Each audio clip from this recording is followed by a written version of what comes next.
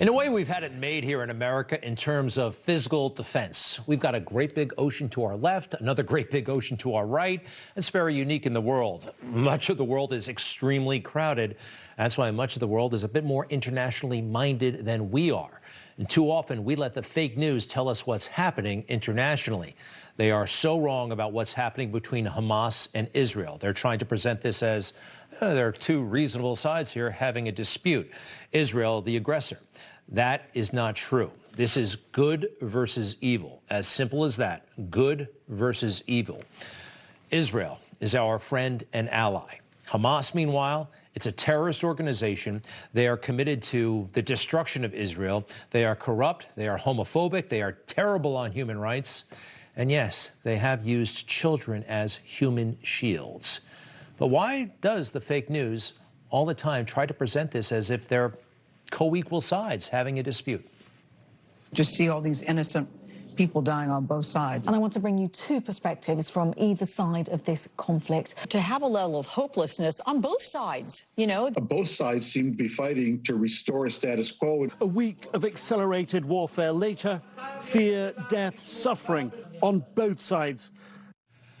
Both sides, both sides, both sides. When we were attacked on September 11, 2001 in this country, did you hear both sides very often? No, we were attacked by a terrorist group, Al-Qaeda, facilitated by the Taliban. It was us versus them. They were the bad guys, and pretty much everybody accepted that, at least at first. Now, we struck back, and we struck back hard. Coalition airstrikes started the following month. Now, it's true. There was collateral damage. There is in every war. Non-combatants, women and children, do get killed. And this is why war is to be avoided. It should only be a last resort. Another reason why this was a huge mistake for Hamas to be the aggressor here. Very big mistake. Where are we right now? We got a lot of problems in the world and here at home. Hamas, Israel, that's a problem. We've got our border out of control and big-time gas lines. But if you're a Democrat and out of power, or maybe he's got more power than ever before, Barack Obama, life is pretty good right now. The one, the only, President Barack Obama is here on the Late Late Show. Can you believe it? Oh, yeah. Can you believe it? Wait. Hang on.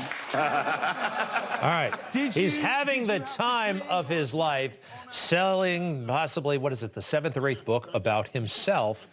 All right. He's trying to make this about public service.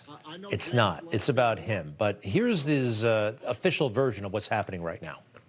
I wanted to tell a more personal story that might inspire young people considering a life of public service.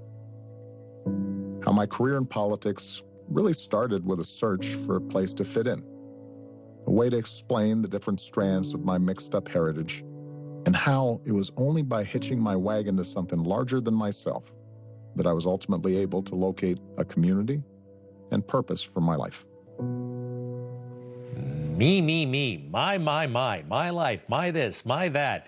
And he's trying to say that this is about public service. Unfortunately, he helped, in a way, ruin public service because everybody knows how rich he is, how much money he made, and how much money he will make.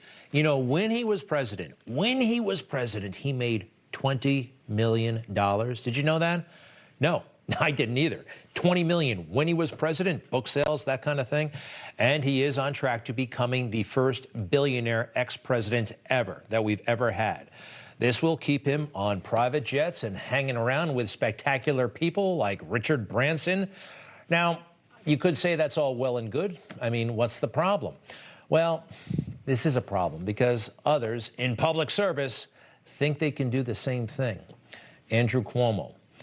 Getting a lot of attention. People were talking about him being president. Wow, this could be great. I could be like Barack Obama. And he did a very stupid thing. He signed a book deal in the middle of the COVID crisis. The advance, over $5 million. Does that make a lot of sense? No, that is offensive. But that's kind of the name of the game right now. It's not public service, it's cashing in. That's what they all do. I'll say this about President Bush. At least he basically has kept his mouth shut basically, and went away and, did some amateurish paintings. That's fine. Public service used to be about public service. Now it's about big bucks and post-service opportunities. Public service now looks like this. Kids on the streets yelling their heads off about stuff they don't understand and populating their Instagram feed with all kinds of images of them virtue signaling on the street. That's really sad, but this is what Barack Obama thinks now of public service. He's always talking about the young people and how smart they are and how they're onto something and they don't trust our institutions, and this is the result. We have a society now, young people in particular, checked out on Netflix and weed. Is that the kind of country you want to live in, that I want to live in? No, it's not. Fortunately, I feel like this is all temporary. Public service, no way. They went into service, public service, to profit, and they did. One guy I know went into it to give back, truly give back. This guy. Ultimately, I'm always right. You know, Barack Obama got to D.C. He was still in his early 40s, and he had a young family and not much money. It made sense that he was looking for opportunity. This man got to Washington, D.C. He was already a billionaire. This is a moment from the Republican National Convention. It says a lot. He didn't do it for money or power or fame. He had all that. He had all that, and that is so unique. Again, so many of them go to Washington, D.C. to get money, to get fame, to get power. He had it, and he went there to give something back to the American people. I hope he gets a chance to do that again. You just watched Newsmax TV, America's fastest growing cable news channel, now in more than 70 million homes. You can get Newsmax TV on your cable system or check your cable guide. And if your system doesn't carry Newsmax, call them, tell them you want Newsmax TV, because we're real news for real people.